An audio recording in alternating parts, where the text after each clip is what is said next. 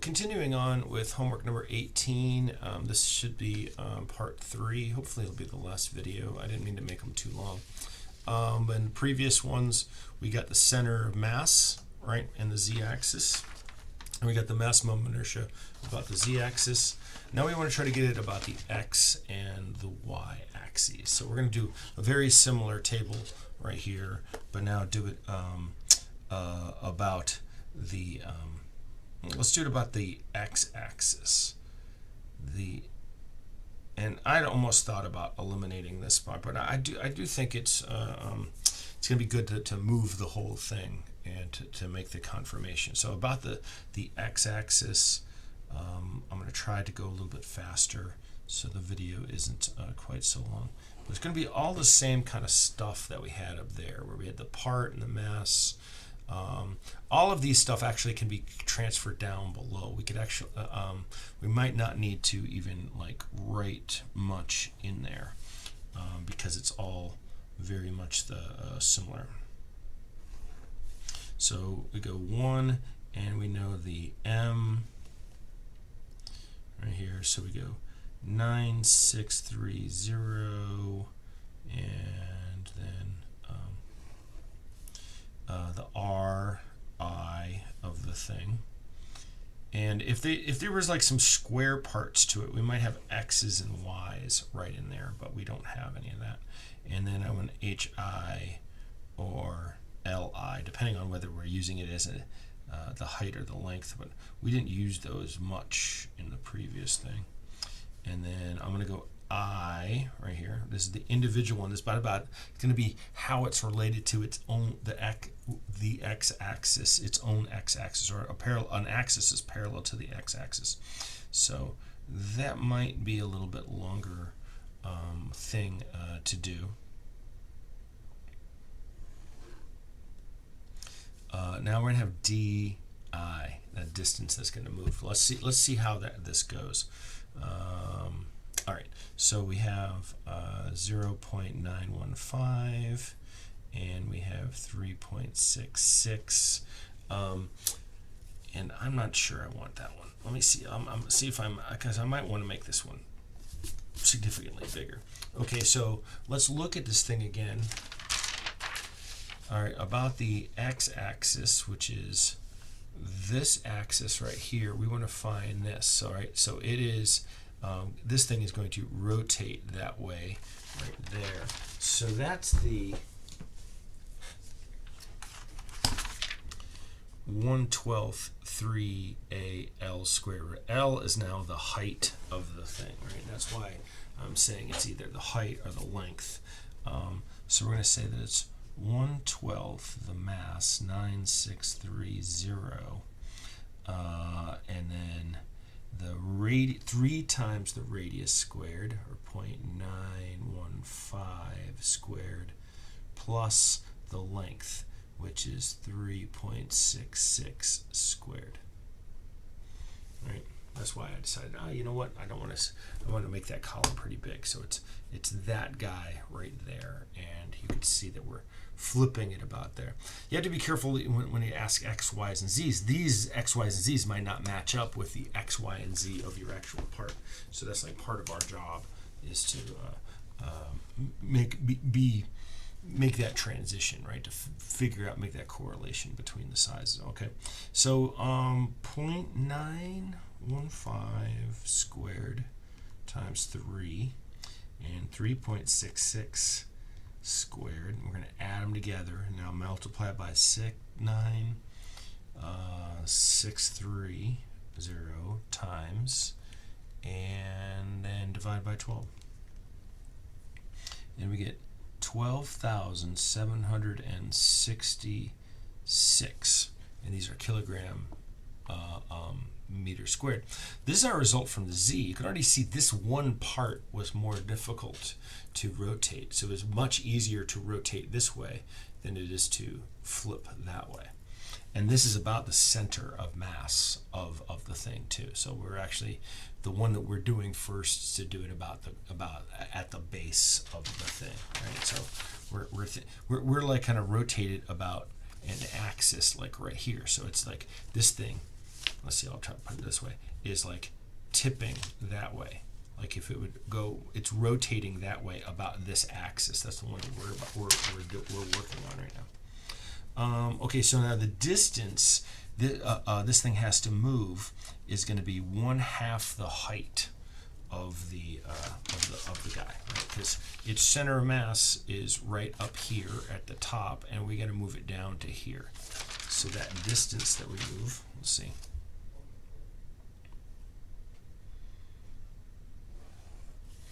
And here's our DI, is going to be 3.66 divided by 2.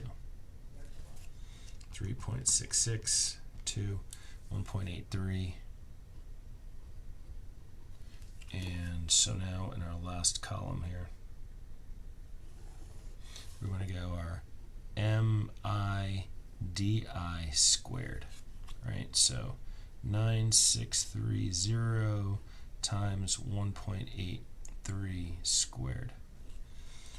And so I'm going to square it, and 9630 multiply. And so we end up with 32,000. Wow, 250. It's pretty amazing, right? And so you actually combine those two together, and that's what the total amount of moving just the fuselage of this is going to be, to rotate it about there. So like you're really talking about its resistance to accelerating and rotating and falling over. Now 2, we have that's the nose cone, and the radius is 0.915, and the height was 1.83. Now the I is going to be for a cone, and so that's good. This is probably the more complicated one. 3/5 m 1/4 of a squared, but they meant r squared, plus h squared, which is this guy right there, right? That height. So let's see if I can remember that. No, I'll look down at it. 3/5 1330, and now we're going to have 1/4 r squared, 0.915 squared, plus h squared, which is 1.83 squared. So we'll start there. 0.915 squared divided by 4, 1.83 squared, add them together, 1330, multiply them, multiply by 3, divide by 5, and we get 2,839. Now the DI, to be careful here, I messed it up before, is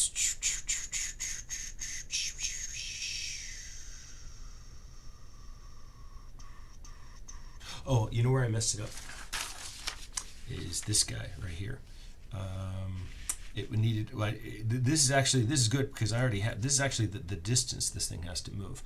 This is the distance from the center of it.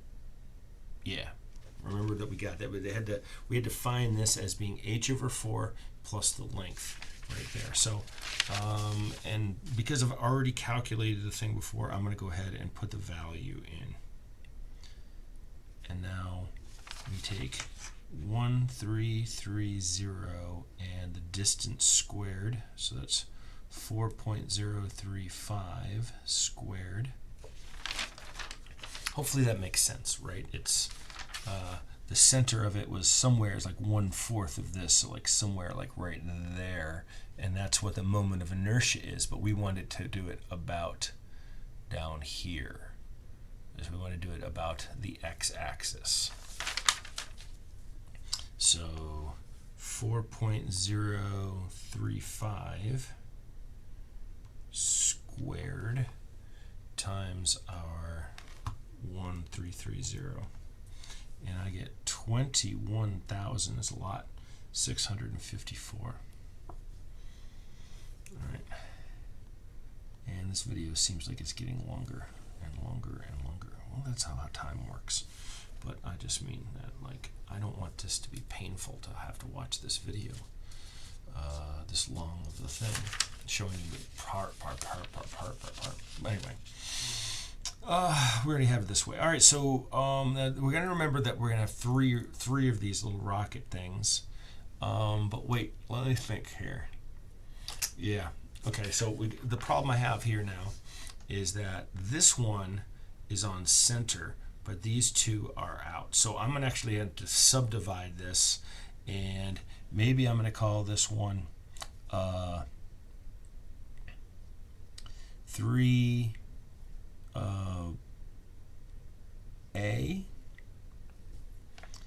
3B, and 3C. Okay.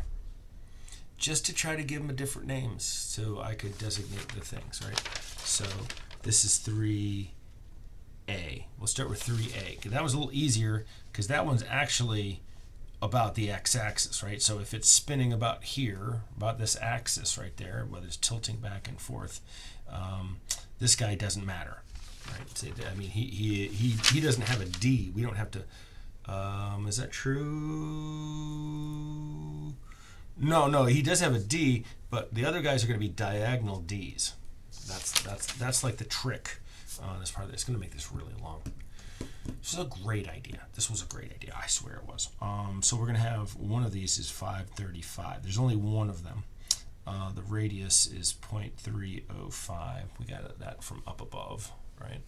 And the height of the thing is still 1.83. And now we're going to rotate it so it's a cylinder. So we're still using our equation here, the 12m3a L squared. Well, no one's actually worked on this homework assignment yet, so I could actually, maybe I could reduce it by just taking about the y, the x and the z, because the y is just really more of the same. So I'm just going to make it about the x and the z, right? But it's worth it. I keep telling you that, but I don't think you believe me. 535 and 3 times the radius, 0.305 squared, plus the length, 183 squared. So we got 1.83 squared, 0.305 squared 3 times, add them together, 535, multiply it, divide by 12. So this is a very small 161.7. The distance we have to move is just the height divided by 2, or 1.83 divided by 2, or 0.915. We've probably calculated it several times. And so the distance here are the parallel axis theorem contribution, 0.915 squared, and the 535 times, right? So we have 447.9. All right, and so now let's go to our next part. And this is going to be our 3B, or because these are symmetric, because we're doing the same thing, we're doing it twice, right? They're about this axis, but they're both this far right here. We're going to do them as a single line. So we'll go B and C. B and C. So let's see, there's 535 still, and all these things are the same. And this too is the same. In fact, we don't have to write out the whole equation. It still is 161.7, right? But it's distance that we have to move, and this is actually a little weird. We have to take the square root of, Okay, well, this is more geometry. All right, so we have to have this it's really this distance right there, right? So hard to do that in a table without showing it. I'll draw this thing up here, right? So that distance right in there, right? So this angle right here, right? So this has to be, if these are symmetric, this is 120, 120, 120. So if this is 120, this is 60 right there, right? That's 60 degrees. And there's the radius right there. We found that radius somewhere up above. Yeah, we did. We found it right up here. 1.25, because we took the 3 point. Okay, so it's that's a 1.525. 1.525. So that distance right there, that's the hypotenuse. So that's going to be 1.25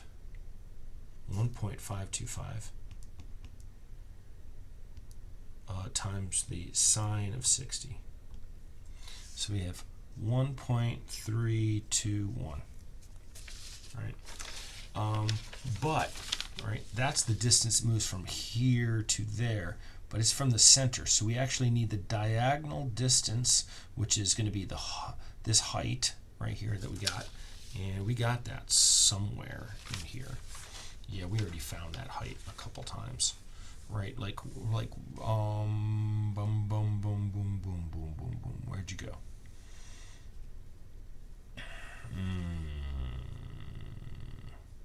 All we had to do is take the height of the rocket right here, 1.83. So whatever that is. I know that we've done that before. Yeah, that's what we had to do right here. Yeah, okay, so 0.915 squared plus, and we're continuing in with the square root, are 1.321 squared equals, obviously the video is longer than 15 minutes. That's when I do my screensaver goes off right there. So we got 0.915 squared, and then 1.321 squared, add them, square root them, and it's going to move 1.607.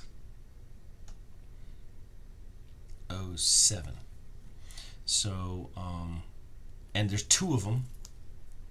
I need to do this right here. I need to go 2 times. Made a mistake there. So there's going to be 2 times our 535. And here's one thing that we didn't actually have to square root that, because we were just going to square it again. But sometimes I've seen where that made some minor amount of useful. So I'll take a 161.7 and multiply by 2. So we get 323.4. And then over here I do the 1.607 squared 535 times, but multiply by 2 because there's 2 of these. And we get 2,763.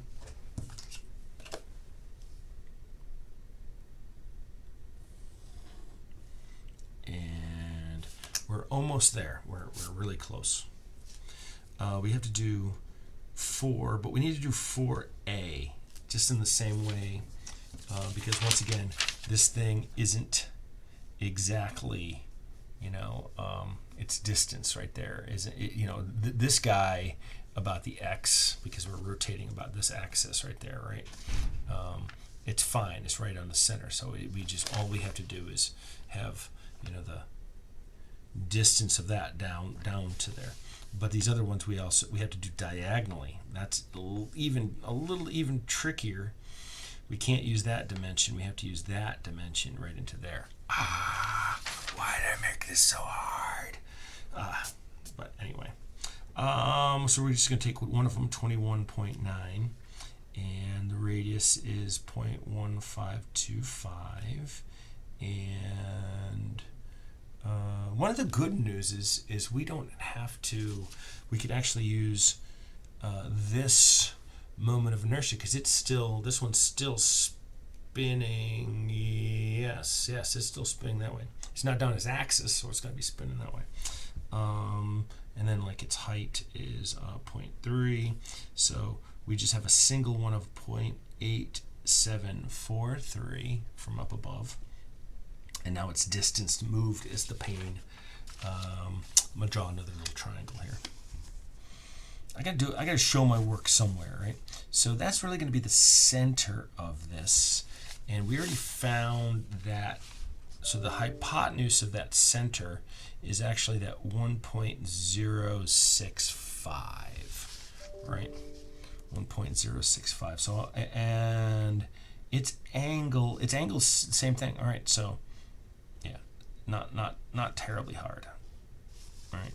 So once again, 60 degrees, but now it's 1.065.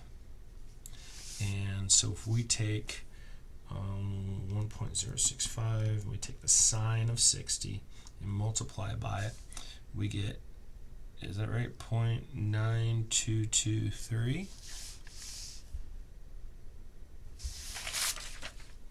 So the square root of, first off, we got to do that height, right? So that's still 0.915 squared, because we're still moving it from, I don't have to do this one yet. I will do this one here in a minute when I go to do this guy right here. Yeah, when I go from here to there. This one just has to go this height right there. So I just saved myself a little bit of trouble. Not much. I screwed up my little thing there.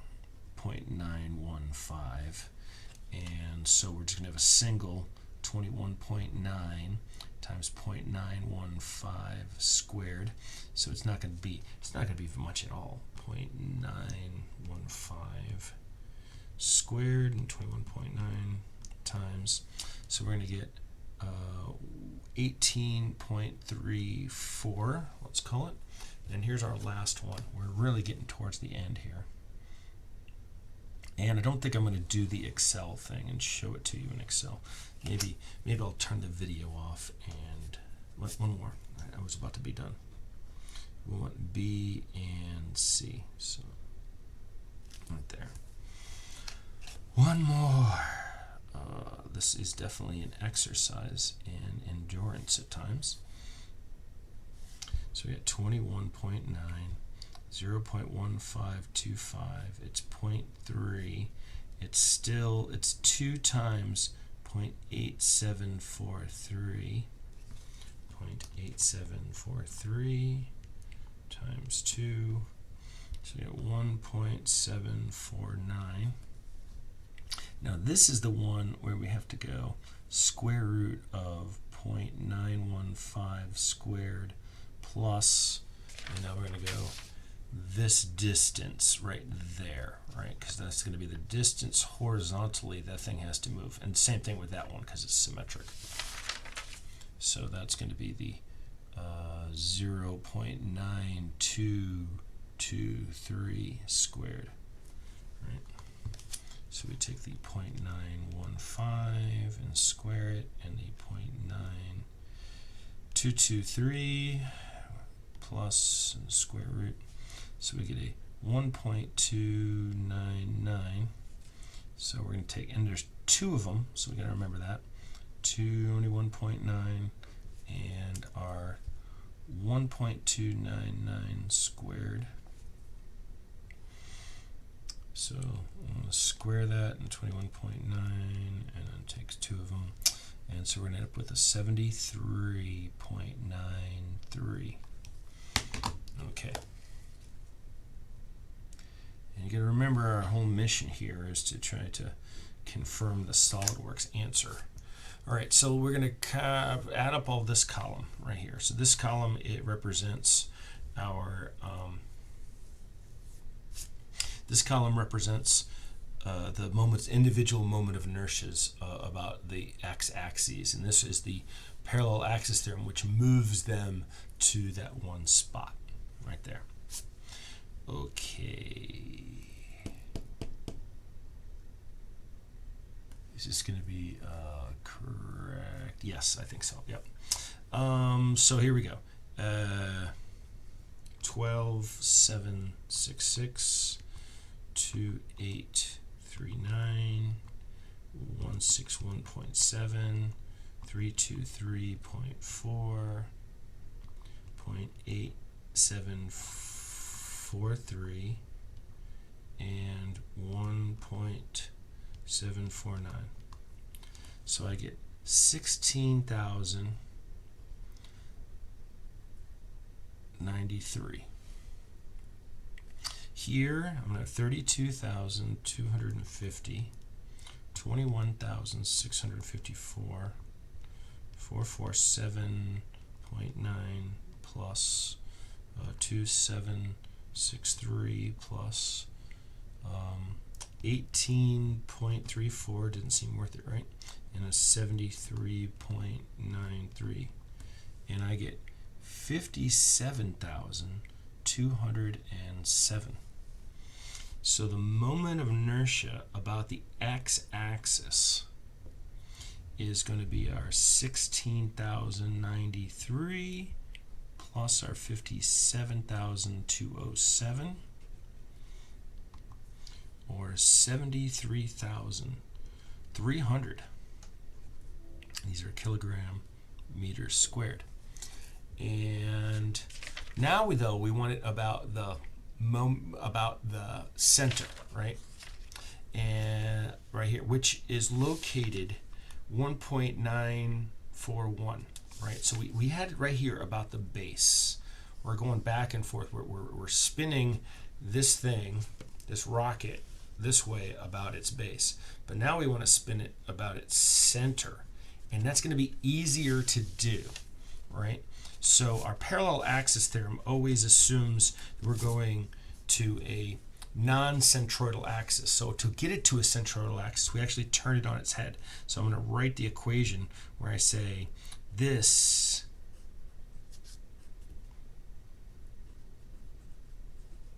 right? But I want it about I wrote it on the wrong page.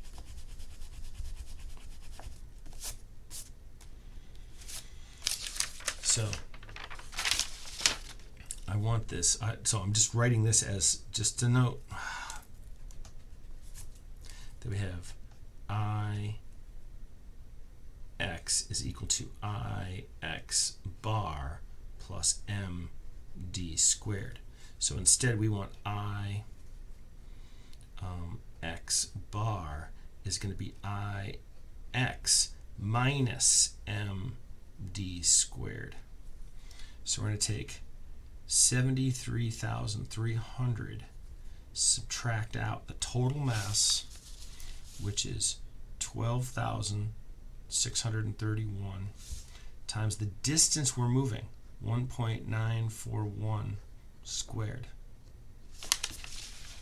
And so it's 12,631 times 1.941 squared times, and subtract out, and I get that it's going to be 25,713 kilograms meters squared. Right? Now's the moment of truth. It's probably wrong, but let's see. About the x-axis, we got pretty close. 71,721. I don't know where my mistake is, but I'm sure there is one there. 71,721 versus 73,300. About the moment of inertia aligned with the output coordinate system, At the center of mass, though, you got 23,476, let's call it. I got 25,713. There you go. So that's a really long video, another 30-minute video. So did it in 3 parts. Hopefully that homework assignment isn't too terribly long. I don't know how much of this video you'll actually listen to, but this is an experience worth having, because doing this type of problem, I can't tell what you're going to be doing in your careers, but it in my opinion, it shows up quite often. So there you go. There is part 3, and we're going to be done. We're going to call it. And by the way, if you wanted to, in SolidWorks, here you go. Here's what that rocket ship looks like. And if you go to the evaluate right here, you can see with our mass properties right there. Here is what those answers were. Look at this, kilograms, square meters.